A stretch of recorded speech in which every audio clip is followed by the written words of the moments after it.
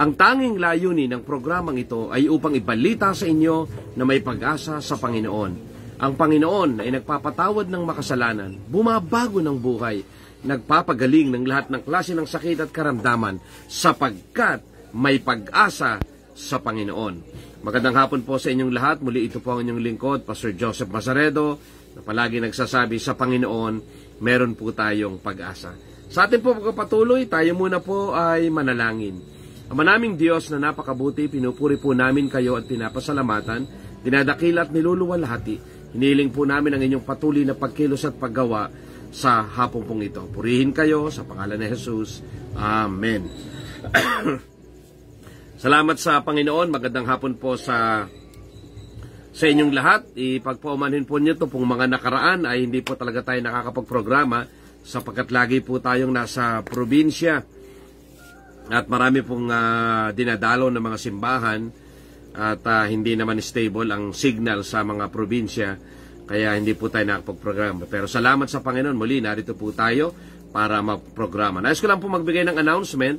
Ngayon pong araw na ito, Lunes at bukas Martes, meron po tayong revival service dito sa DFC Sentro.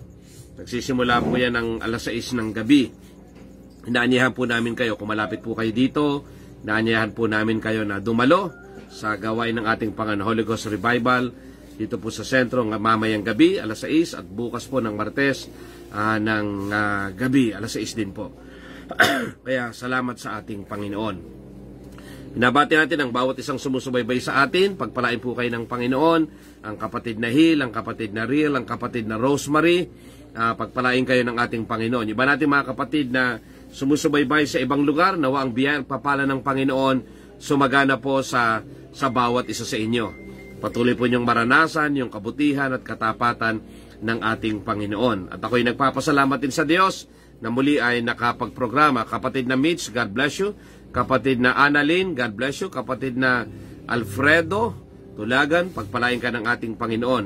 Nawa ang biyaya at papala ng Panginoon sumagana pong palagi sa bawat isa po sa inyo. Binabati po natin yung mga kapatid natin dyan sa lugar ng Real, sa Nakar, sa Infanta. Noong nakaraang linggo po ay nandyan tayo at nagmisyon, humayo kasama ng mga estudyante ng Bible School. Magandang hapon po sa lahat ng kapatid sa lugar na yan. Nawa ang biyaya at papala ng Panginoon sumagana po sa inyo. Sa kapatid na Miracle, God bless you. Sa kapatid na Jai, sa kapatid na Soledad, God bless you. Sa kapatid na Zenaida Avarcas, God bless you. Ang Pastora Evelyn Patalod, God bless. Sa mga kapatid natin sa DFC Kawit, nawa ang biyaya at papala ng Panginoon sumagana po sa bawat isa sa inyo. Nagagalak tayo, nasa tulong at biyaya ng Diyos, siya patuloy na nakakakilos at nakakagawa sa bawat isa sa atin. Ngayong oras po na ito, mag-aral tayo ng salita ng ating Panginoon. Binabati po rin natin ang Pastor Pablo Olores, God bless. At sa mga kapatid natin sa iba't ibang lugar, dyan sa May Kawayan, sa Valenzuela, hanggang sa kahabaan ng Bulacan, ng Batangas, ng Quezon, hanggang dyan sa Cagayan. God bless po. Sa mga kapatid natin sa La Union, no? Sa mga, dyan kay Pastor Cel Cantero, kapatid natin San Fernando, La Union, biyaya papal ng Panginoon ang sumagana po sa bawat isa sa inyo. Sa oras po na ito, tayo mag-aral ng salita ng Diyos.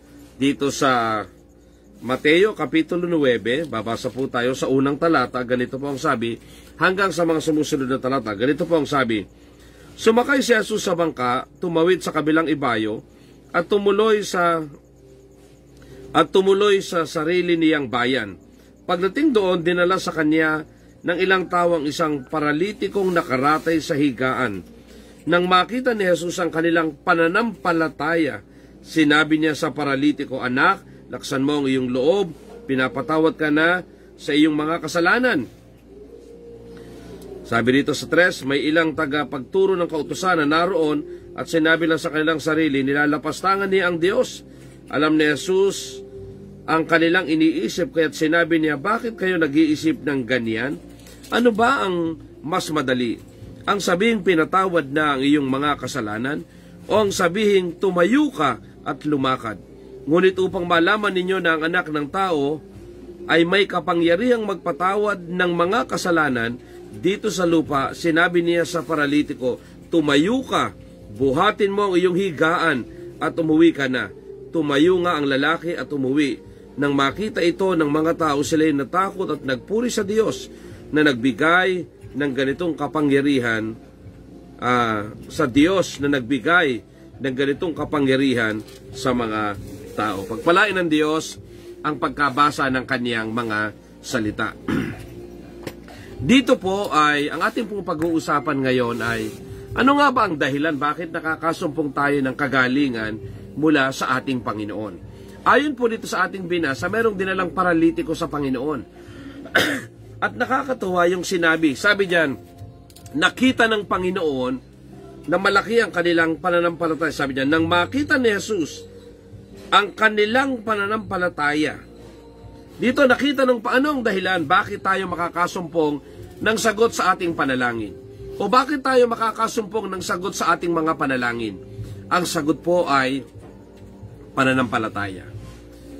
Bakit sila pumunta roon sa Panginoon? Lumapit sila sa Panginoon sapagkat naniniwala sila. Naniniwala sila na ang Panginoong Hesus ay sagot sa kanilang kahilingan, sagot sa kanilang sitwasyon at pinagdadaanan, na makakasumpong sila ng kagalingan mula sa ating Panginoon. At ito ang nakakatuwa, bagaman kino-question ng mga kumukontra sa ating Panginoong Hesus. Ganito ang nakakatuwa, pumunta sila roon para makasumpong ng kagalingan. Hindi lamang sila nakasumpong ng kagalingan, pinatawad sila ng Panginoon. Bunga ng kanilang pananampalataya sa Panginoon, napatawad ang kanilang kasalanan. At yung paralitiko, ibig sabihin, ano ibig sabihin ng paralitiko? Hindi makalakad. Parang na-stroke. Hindi na nakakalakad. Binubuhat na lang. Pero ano nangyari po dito? Dahil sa pananampalataya, nakasumpong ng kagalingan ang lalaking paralitiko. Pinatawad siya ng Panginoon sa kanyang kasalanan. Sabi, nagkaroon pa siya ng maayos na relasyon sa Diyos. At pangalawa, pinagaling siya sa kanyang karamdaman. Ang dahilan kung bakit nakasumpong siya ng kagalingan o kasagutan sa kanyang mga panalangin, yon ay dahil sumampalataya siya sa Panginoong Hesus. Ano ang ibig sabihin po natin, mga kapatid, sa hapong ito? Kung nais natin ang sagot ng Diyos sa ating mga panalangin, kung nais natin gumawa ang Diyos sa ating buhay, ang kailangan natin gawin ay maniwala tayo sa Kanya. Believe on the Lord Jesus Christ.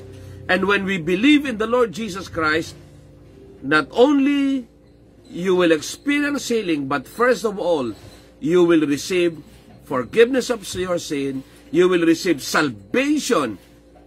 At ang sabi nga ng Biblia, and by His stripes we are healed. Na kaligtasan at kagalingan ng ating karamdaman. Ano ang dahilan? Believe. Faith.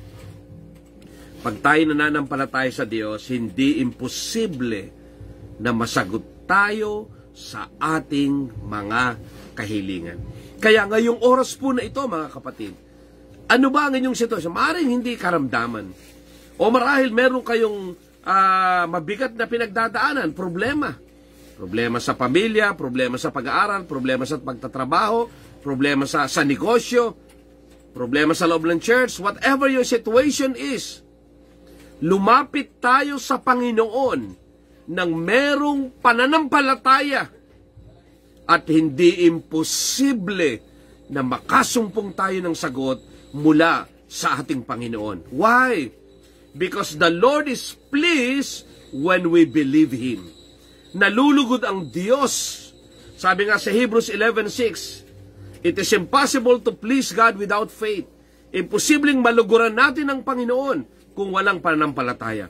Ngunit kung lalapit tayo sa Panginoon na mayroong pananampalataya, hindi lamang siya sasagot sa atin. Ang sabi pagkabinasa, and the Lord will reward us. We will experience reward, meaning to say, we are going to experience answer to our prayer because we believe that He is God and we believe that nothing is impossible with God. Ano yung dahilan? Bakit makakasumpong tayo ng sagot sa ating panalangin? Ano yung dahilan? Bakit tayo makakasumpong ng kagalingan mula sa Panginoon? dahil naniwala tayo na si Diyos na makapangyarihan sa lahat at meron siyang magagawa sa ating buhay. Kaya sa oras na ito, mga kapatid, sa bawat isa pong sumusubaybay, tayo mananalangin sa Panginoon. At inuulit ko po, ano man ang inyong sitwasyon, ano man ang inyong pinagdadaanan, o meron kayong karamdaman, o nasa banig kayo ng karamdaman, ibig kong sabihin, hindi kayo makakilos, nakahiga kayo, nahirapan kayo. Lalapit tayo sa Panginoon, at pag tayo po ay nanalangin, pumikit po kayo, maniwala po kayo, at angkinin natin yung himala ng ating Panginoon. So let us pray. Ama naming Diyos na napakabuti, pinupuri namin kayo at pinapasalamatan. Nagagalak kami sapagkat kayo makapangyarihan sa lahat at walang imposible sa inyo. Lumalapit po kami na naniniwala at umaasa na totoo kayo at sumasagot kayo sa dalangin ng mga taong lumalapit sa inyo na may pagpapakababa at sa mga taong sa inyo ay naniniwala. Ama, sa oras po na ito, kung meron ngayon na nakikinig na may karamdaman o ang kanyang karamdaman ay kahawig nung kagaya nung binasa namin na isang paralitiko, binubuhat na lamang. Father God, I pray in the name of Jesus, by your stripes we are healed. Iunat po ninyo ang inyong makapangyarihang kamay at ipadama po ninyo, Panginoon, ang inyong pagpapagaling sa mga taong sa inyo'y lumalapit na may pananampalataya. May they experience the power, your healing power, to heal them, O God, and to set them free sa mga bagay na nagpapahirap sa kanila. Kaya kung meron po ngayon, hindi makakilos, masakit ang likod, masakit ang kamay, masakit ang ang tuhod o ang paa, at di makakilos ng maayos o anumang kanilang pinagdadaanan, inaangkin namin, Panginoon, ang inyong pagpapagaling. Inaangkin namin ang inyong pagkilos sapagkat kayo ang Diyos na mabuti, dakila at tapat. Nadalangin ko rin, Panginoon, sino man ang merong sitwasyon, problema sa pag-aaral, sa pagtatrabaho, sa negosyo, sa pamilya o anuman ang kanilang pinagdadaanan, lumalapit kami sa inyo na